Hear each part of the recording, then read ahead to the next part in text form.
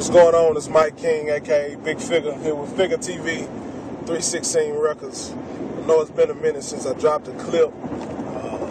Been, trying to straighten some things out. I've been having some issues, both physically, mentally, and spiritually. But you know what I'm saying, we back on track. Been having a lot going on. But you know what I'm saying, we moving forward. 316 Records still doing our thing. I'm here right now. On this clip, I really want to stress out the importance of, I guess you could say seeking help before it's too late. And also, not only seeking help, being the helper if you're a person surrounding. I recently went through something where it wasn't recently, it was some months back, where I had an episode. Went into a basic rage, tore my house. Me and my wife got into it, said some things to her that I really didn't mean and shouldn't have said. Basically just talking out of anger. We got into it over something simple. Pushing each other's hand out the way, trying to move her out the way and push her out the way and destroyed the whole house through things, and went into a rage, and then woke up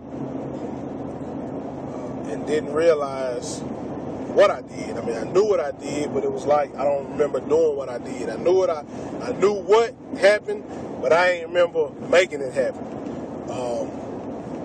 And I just couldn't believe, that I did that. It wasn't that, I meant to say what I said, wasn't that I meant to do what I did and, get into it with my wife, verbally or physically, neither one. But it brought to my attention something that in a sense, of course I'm not glad all that went on, but I'm glad it happened because it initiated me to look into some things. I had already had some things going on with my nerves. For those that don't know, I had a bad nerve injury to my neck. I was paralyzed, temporarily paralyzed for a while. Went on with some nerve issues. Those nerve issues really never got resolved. Over time, they had gotten where it didn't bother me as much. And as time has gone on, they began to bother me again. But me being me playing hard, I tried not to seek any help for it. One of the reasons why I didn't, because I know somebody's saying, well, why would he just go to the doctor? It's because for those who have nerve injuries or know somebody with nerve injuries, a lot of times it's not something that they can fix surgically unless it's something like a disc pinching or this or that. When you kind of have nerve damage, it's kind of something they either medicate or cut up until they can figure out different methods to handle your nerves. And for those who don't know, when I was temporarily paralyzed, I was issued almost every narcotic that you can think of, from Oxycontin to Loratabs. And for those who are around me can tell you, I was high 27 hours of the day. But, with all that being said, I had kind of got addicted to taking pain pills and drinking alcohol. And when I broke myself from that addiction,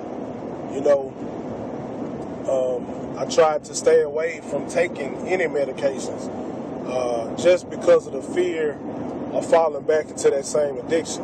I didn't want to put myself in the same predicament that I was in before.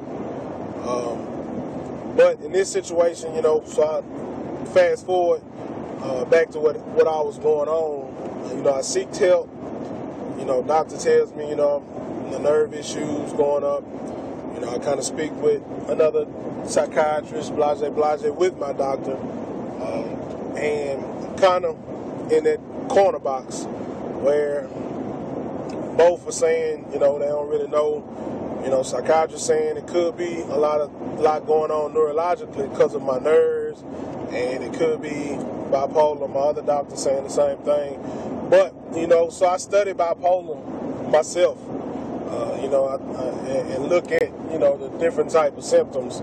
And obviously I found out I matched a lot of them. And, talking back and forth with the doctor, we kind of came to the conclusion it was a high possibility. And saying that, obviously, I let some of my family know. But it gave me a grave understanding to a lot of my actions and reactions as growing up as a child. I've destroyed a house before. I've punched holes in the house and walls before. I've been extremely depressed and don't know why before. And a lot of times, I did all that on my own. And, one thing I've learned as I've matured as a Christian is we weren't created to do anything in life alone. Of course you have to stand alone before God, but it's the reason why it's trillions of people on the planet Earth, billions of people on the planet Earth. It's the reason why, Eve was created for Adam, to have a partner. You weren't meant to go through life alone. I want to take the time out to say I appreciate all the ones who showed their support. And I'd still appreciate all the ones who had slick comments and didn't show their support. All the ones that were supposed to show their support and didn't. I appreciate that because that also shows me what everybody else deals with when going through different things like that. And the treatments and mentalities of people around people with any type of disorder, whether it's schizophrenia, bipolar, a physical disorder, amputee, whatever. I think we've all kind of placed people in the box and looked at them like we are, we know everything or we know what's going to happen, and we really don't. I have a couple close friends who are counselors, spiritual counselors, ministers, and also, mental health counselors.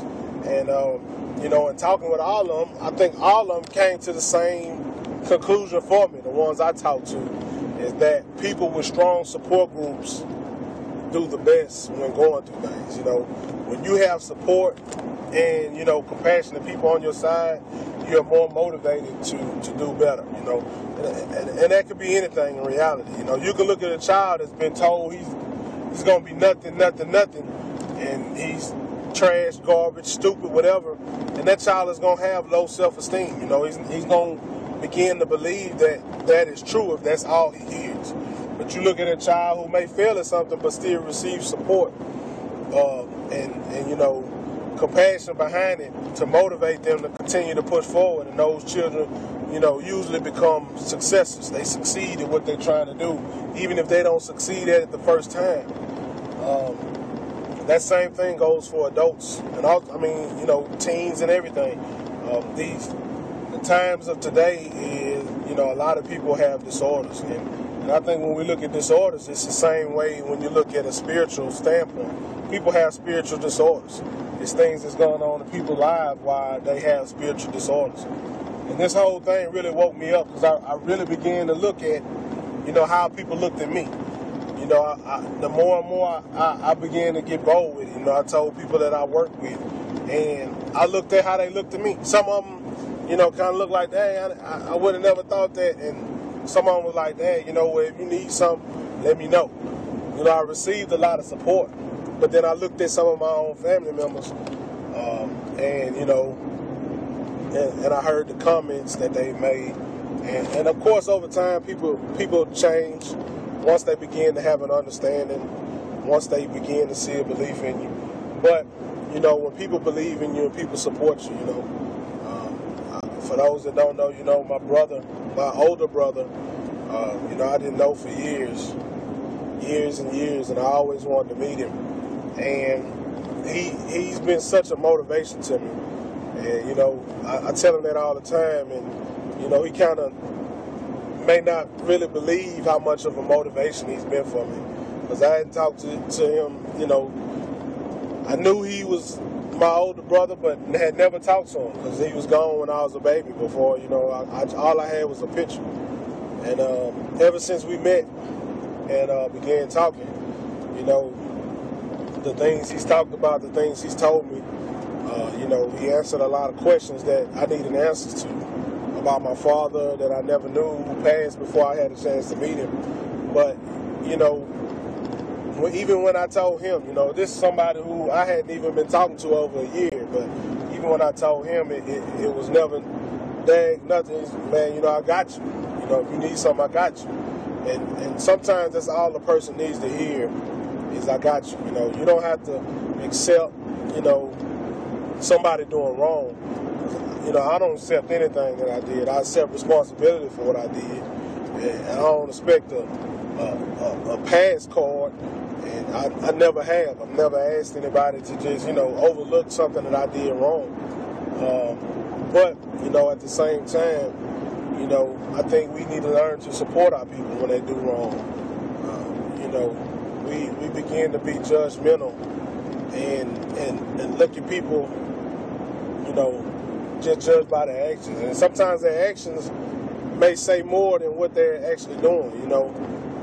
You know, children act up in school sometimes because they don't get attention at home. And you can just look at them and say, man, that is a horrible, bad kid. That kid need to have his behind with, but he may just want some attention. He may not be getting it at home. And those are the type of things, you know, you need to take the time to understand the people around you and understand that, you know, you still need to remain supportive. You don't have to allow, you know, them talking to you. But when you get an understanding of what their disorder is, we begin to get an understanding of what kind of compassion or what kind of love they may need to be shown. You know, it's times, you know, people with bipolar, you know, I may be down. You know, I may call my cousin and he may sense that, you know, I'm down, I ain't talking much. You know, he could be like, man, you about that bull, you know, hang the phone up. Or he can get upset thinking, you know, I'm mad at him or something. Or he can be like, man, what's up? What's wrong? Tell me something. Talk to me. And, you know, that goes a long way with somebody struggling with something. When somebody's down and depressed, you know, you can just say that you ain't talking. And I'm tired of sitting on the phone. And, you know what I'm saying? We go out and you don't say nothing, but it may be a reason why that person ain't saying nothing. It may understand why that person may not have much to say. You know, or maybe he or she needs you to say a lot, you know. People are down for different reasons. People are up for different reasons. But at the same time, we need to make sure that we learn how to show that person a compassion, show that person that we don't look at them with segregation, I should say. You know, we're not going to segregate a person because of a disorder or a problem they have. That we need to show the people that we're there to support them. Because some people look at you and think that you're in that box with them, that you're going to be in the box where if they up, you're happy they're up, you're happy why they're up. If they're excited about something, you want to share the excitement. And if they're down about something, you want to find out why they're down. If somebody needs a hug, if you're that person in that box with them, then you need to give them a hug. When, you know, that person shows that, you know, they just need a shoulder to lean on, or they need somebody to help pick them up after they've fallen, and they're looking at you to be in that box. If you're supposed to be in that box with them, then you need to show that support. You know, and, you know, I just want to take the time out for one, if I haven't done it already, to thank everybody who has really shown support, really been in the box, and shown that they down. And I think, you know, for those of you who are out there who may be going through some type of disorder, going through some type of issue, you know what I'm saying, don't try to do it alone. You know, I made that mistake for probably 28 years of the 29 years I've been on this earth, is trying to do things alone. You know, bottling up my emotions, you know, not talking to somebody about what's really going on. You know, I try to do a lot of stuff alone. And I think a lot of people suffering from mental disorders begin to do that. And a lot of times when you bottle stuff up, you know, when it does come out, it comes out the wrong way, or it's too much coming out at one time. And we begin to, you know, instead of releasing what we have inside or what we're going through, it begins to come out, you know, like throwing knives at somebody, and somebody who gets caught in the crossfire, you know, end up getting hurt. Or, you know, saying you end up hurting yourself or putting yourself in a position that you didn't want to be in. So I really think, you know, I really want to encourage, you know, not just people going through disorders, but anybody who's going through anything, you know, don't try to go through it alone, you know. And for those of you who are around somebody who may be going through something, just remember, though, you need to be supportive of that person. You need to show that person compassion. That person probably needs more compassion than the average person. You know, when I was talking to a counselor, you know, he said a lot of people who suffer through disorders, it's a disorder where, you know, it can be held real simple by just having that extra love, that extra care, that extra compassion. And, you know, when you're talking about feeding somebody or throwing extra dollars at somebody, you can kind of raise the eyebrow because you may be broke as a joke. But I think when you're talking about showing somebody an extra hug or an extra ear, or when that person is down, having an extra sense of understanding to try to figure out why the person is down, I mean, that's something really simple that we should be called to do as Christians and humans anyway. But I definitely want to encourage anybody going through something, you know, don't be ashamed, you know, seek to get help. You know, one of the best counseling I've learned that I had was, you know, seeking counsel through prayer and seeking counsel through my own friends. My own friends are, I consider to be the best counseling I've ever had because they already understand me. They know me in and out. And when they have understanding of what I'm going through, then they understand and know, you know, what I need and what needs to be done and what needs to do.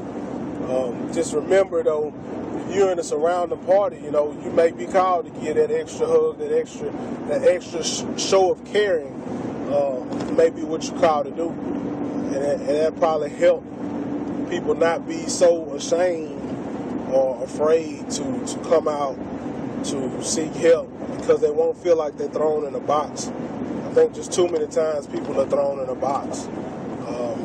And, you know, I probably put myself in a box more than others have due to the fear of being put in a box by others. You know, I'd rather just seclude myself, and that's the way I've always been, you know. I dealt with a lot of stuff on my own. And when I did, you know, tell people, you know, it probably was too late. I was trying to, you know, deal with it on my own, and it probably made things a lot worse for myself and probably worse for others. But, you know, more than anything, you know, I never would ask for, you know, a pass for any of my actions. I know my actions was out of line, and I probably should have sought to do something about, you know, the things that I had going on long before it got to that point. But, you know, like I said, you know, most men, we hard-headed and we play hard. And, you know, I play hard for a long time trying to handle a lot of this on my own, you know, but, you know, it showed me, I got a first-hand experience of how other people are being treated or how other people feel about when a lot of this may be going on, you know, with them and the things that they may be feeling and the fears that they may have. And I think we need to move past that as the people surrounding these people so people don't have a fear. You know, I was ministering to a friend the other day on the phone, and it was a spiritual disorder. You know, I'm not going to put her name out there, but basically her biggest fear is she didn't want to go to church because she felt like the church would look at her in a certain fashion, or the church would kind of have that attitude or that judgmental state about them. Like, you know, she ain't been to church in 5 months, and all of a sudden she's showing up and wonder what's going on with her. And that's the type of situation that I'm saying. It's not just mental, physical, it's spiritual disorders too, and we need to cater to that. You know, if we see somebody who may look like they're hesitant to go to church, or you see a person in the street who hasn't been to church in a while, you know, you don't have to go at them like, man, you ain't been to church in so long, man, what you out there doing? Backsliding, you know, but you need to go at that person, hey, man, you know, I ain't seen you in church in a while. Just want to make sure everything's all right. You know, we'd love to have you back. Make a person feel welcome. Make a person feel like it's okay for them to come and get their self straight. It's okay for them to come because they're going to be in the presence of people who support them, not people who going to judge them or people who going to say negative comments toward them or about them. And I think that's the biggest fear people have with any type of disorder. And that's one of the things we need to get over that hump on, is make sure that we're compassionate. That's what we call to be compassionate, loving. You know, love is, like I said earlier, is one of the best medicines that a person can have. A person can give a person love and the positive, you know, being in that caring environment, you know. Even, you know, I've read different stories, you know, about people who survive cancer and how they feel like having a supportive group, being in hospitals with loving staff and compassionate staff members, you know, who were able to take, you know, when they were upset or feeling down or they were in their moods, you know, not that they just have to take it, you know, but the fact that they were compassionate toward, look, I know you're going through something, I know you're upset today, I know you're depressed today, how, you know, really seeking to look at what's causing this person to be like that. Because we all kind of have an idea of especially the people who surround us, we all have an idea of what that person is, what type of person that person really is. And when you know how a person really is, if you know a person is really not the same person as they're acting out to be, then you know something is wrong. Something is causing that person to go from A to B. So let me find out what's in between here. What's causing that? What's causing this person to be like that? And let me show this person, maybe this person is asking for something that I'm not giving them. Maybe that person is needing something and I can give it. And like I said, it's not just mental or physical, you know. I think it's more spiritual a lot of times than anything, because it's a lot of people roaming the streets with spiritual disorders, problems they have with the church, reasons why they're not in church. It's a lot of different factors that are into play. And, you know, I really want to take the time, and I'm going to continue to take the time to make sure I express, you know, to people who have any type of disorder, whatever it may be, you know, to really get out here, you know, really pray about it, seek guidance about it, because obviously God is the number one healer anyway. He's the one who has all the power. But definitely seek to find the people who are really in your box. And the people who are not in your box, don't have that fear about people. People are going to always judge you regardless. People are going to always have their comments about you. But, you know, we have to learn as people just to overlook them, you know. And I've learned to overlook the negative people and the negative comments they've had. And I don't hold anything against them. I don't agree with what they said. But, you know, hey, it is what it is. And, you know, sometimes it hurts. It does hurt, you know, when people say things negative, depending on who it comes from and who that person was to you. But, you know, definitely seek to find the people who truly support you.